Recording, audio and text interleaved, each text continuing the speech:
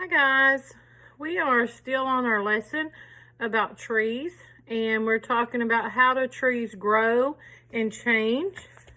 And I have a picture I want to show you of this. Can you see it good there?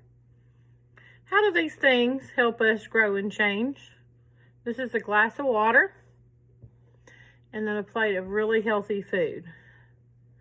Can you think of how does that help us humans grow and change? We need food, we need water to grow, we have to have it. It's a requirement for us. And just like we need food and water, trees also need food and water to grow. We're going to look at a book today called Growing Trees, okay? I want you to look while I'm reading this book of things that trees might need to grow, plants, what they might need to grow. The author of this book is Judith Stamper, which means she wrote the words, and the illustrator is Wesley Lowe, which means he drew the pictures, remember? All right. This is a picture of my tree and me. We've been growing up together for a whole year. It all began last summer. I went to visit a national forest with my mom and dad. A forest is a great place to learn about trees. There are trees as far as you can see. Remember, we talked about different places that trees grow, and a forest was one of the places that we talked about, where there's lots and lots and lots of trees. We took a hike with a forester, an expert on taking care of trees in the wild. The forester showed us small young trees and big old trees that were like towering giants.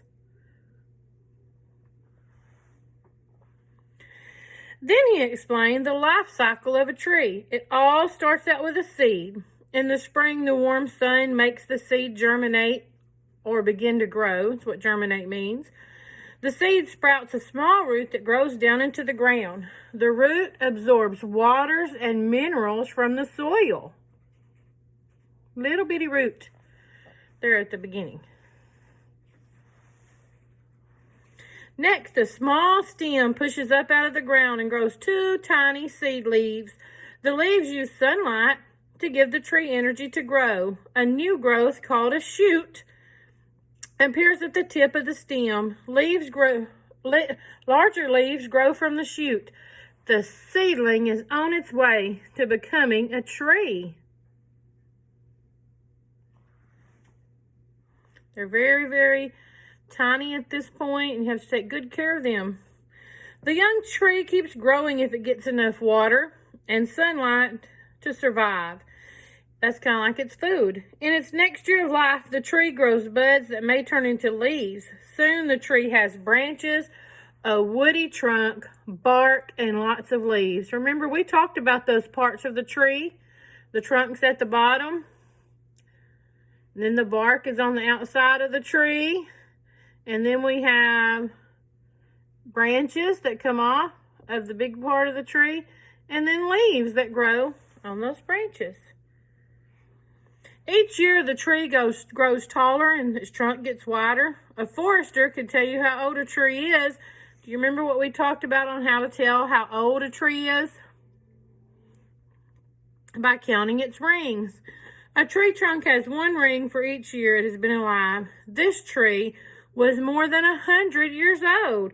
A forester can also find out how old a living tree is by using a tree borer, a tool that takes out a small part of the tree without hurting it. Remember, we looked at that on a tree and kind of with the circles. After our trip to the forest, I wanted to grow a tree of my own. Dad took me to a nursery. Remember what a nursery is, boys and girls? It's a place where you can buy plants and buy trees. Or shrubs, as it says here in the story. A nursery has trees that have grown big enough to transplant. In other words, to plant in a new place. The nursery worker showed me trees that have flowers in the spring and fruit in the summer. We looked at trees with soft leaves and trees with pine needles.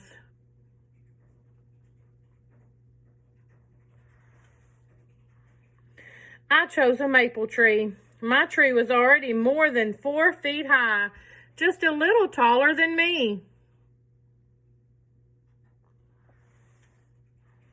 The nursery worker helped us choose a shovel to plant the tree.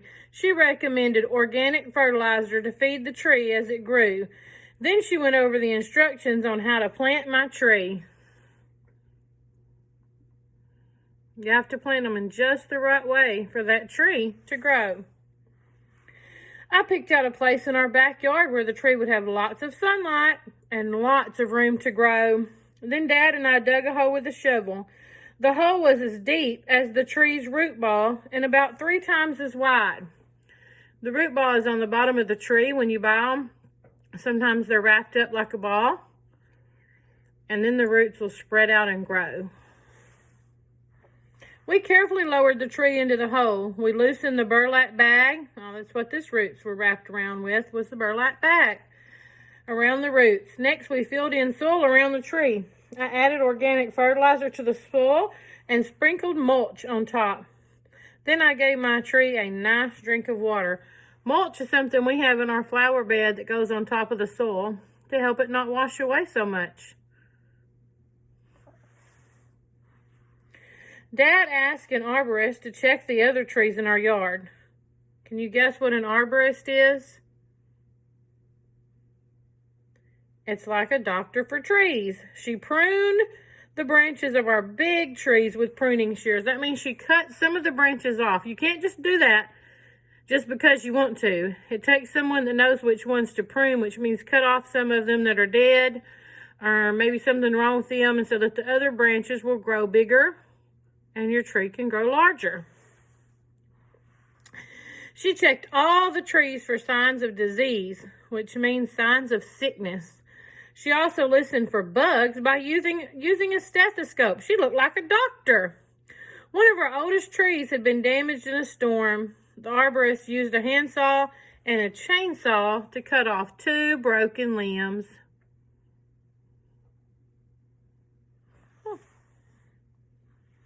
I asked the arborist to check my tree. She said it was doing just fine. She added a stake to help it grow up straight. Because it was a little tree still, she put those 2 stakes, which are 2 pieces of wood, as you can see right here, in a string, so that the tree couldn't blow over in wind. It would grow straight and nice and tall. When the weather turned cold, my green leaves turned bright red. Then they twirled down to the ground. Our leaves on our trees are changing colors, aren't they? What colors have we found? Red, yellow, brown, purple, orange, all colors. Some still have green on them. The next spring, my tree grew buds that turned into leaves. Over the summer, it grew branches with more leaves. Its trunk grew thicker. And this is a close-up picture of a red maple with buds on it. Little bitty things on the end of the branches are little twigs there, and they turn into leaves. This is a leaf from my maple tree. It has 3 lobes that have saw-toothed edges. The bark is dark gray and rough with little ridges. So, if you look here, 1, 2, 3 lobes. And it has the stem that it grows off of. And then look at the bark. You can go look in your yard if your parents give you permission and see if you have any maple trees in your yard. All summer, I watered my tree and checked it for insects, and it just kept growing. The arborist said that my tree could grow 60 feet high. That's taller than my house. 60 feet is taller than our school. It's very tall. Look at my tree now. It's much taller than I am. If I take good care of it, it will be around for a long, long time. A tree is a great friend to grow up with. You can plant a tree too. Which tree would you choose if you could grow one? There's a oak tree, a palm tree, a pine tree, which we have plenty of out here. Remember, we picked up lots of pine straw and pine cones. A willow tree, weeping willow. We have a willow tree out by the sidewalk. This is called a Japanese maple, and this is a sweet cherry. We have oak around our school, maple, pear. That doesn't grow fruit, but it's called a pear. We have all kinds of trees around our school. So which tree would you plant if you could plant a tree? I don't know. My husband has planted some peach trees, and we planted crepe myrtles, which really aren't considered trees, but they grow as tall as some trees sometimes. So some people call them crepe myrtle bushes, but I call them a crepe myrtle tree. So, all right. So I hope you enjoyed that book and learning about what trees need to grow. So just like we need to get outside and have sunlight, they need sunlight. And that's also part of their nutrients that they can get. And water is very important.